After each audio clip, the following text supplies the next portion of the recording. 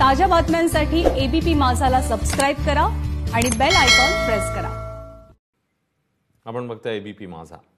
महाराष्ट्राची उपराजधानी गुन्हेगारांची राजधानी झाली आहे, कारण नागपुरात गेल्या 12 दिवसात हत्येच्या 9 घटना घडल्या आहेत। त्यामुळे गृहमंत्र्यांच्या नागपूरमध्ये नेमकं काय चाललंय असा सवाल आता उपस्थित होतोय।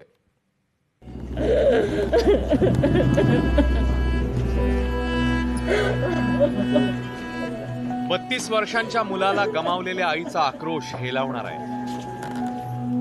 नागपुरात भाजीचा व्यवसाय करणाऱ्या उमेश ढोबळेची हत्या झाली। वाद पैशाचा होता। माझा एवढा चांगला पोरगा चालला गेला सर। इतकी वर्षापासून तो बिझनेस होता त्याचा। तुम्ही तिकडे विचारून घ्या सगळ्यांना। ओकाट हॉस्पिटल मध्ये पण किती वर्षापासून माल सोडतो तो। पण त्याहून भयंकर होती ती हत्येची पद्धत। असं प्रथमदर्शनी तपासाती तसंच निष्पन्न होत आहे, कारण मृतक आहे त्याच्या पाठीमागे डोक्याला गोळी लागलेली आहे आणि वेपन त्याच्याकडे असणं आणि पैसे मागण्यासाठी आल्यानंतर त्याच्या पाठीमागे त्याचं प्लॅनिंग असणं ची शक्यता आहे, परंतु आम्हाला ह्या गोष्टी तपासात अजून पुढे निष्पन्न होतील। ते नागपूर महाराष्ट्राचं क्राईम कॅपिटल काय हे बघा। 8 नोव्हेंबरला चिखल उडाला म्हणून मजुराची हत्या। 10 नोव्हेंबरला संपत्तीच्या वादातून एकाची हत्या।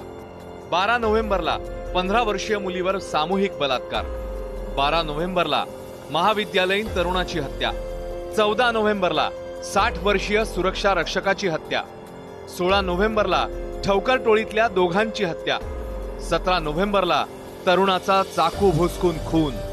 18 नोव्हेंबरला भाजी विक्रेत्याची हत्या। जर राजकीय गुन्ह्यांमध्ये पण राजकीय हेतू ठेवतील, जर याच्यावर कोण पोलिसांवर जर कोणावरचा दबाव असेल हेही उचित नाही। त्यामुळे नागपूरच्या चांगल्या परिस्थितीसाठी त्यांनी बैठक बोलवावी।